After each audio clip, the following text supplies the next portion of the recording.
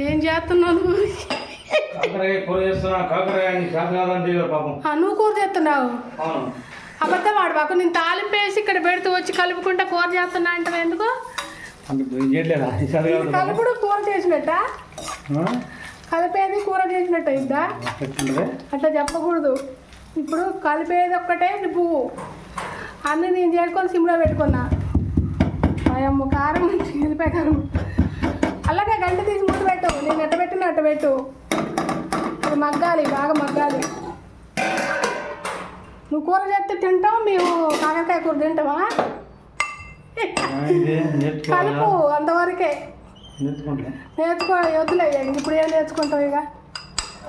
నా సాయిరంగా కాకరకాయలు ఏ పుట్లోకి వెళ్ళిపోయి కనీసం నా సాయిరంగా హరిలో రంగారే రెండేళ్ళ పూజారి అలాగ ఉంటుంది కూర. బాగుంటుందండి.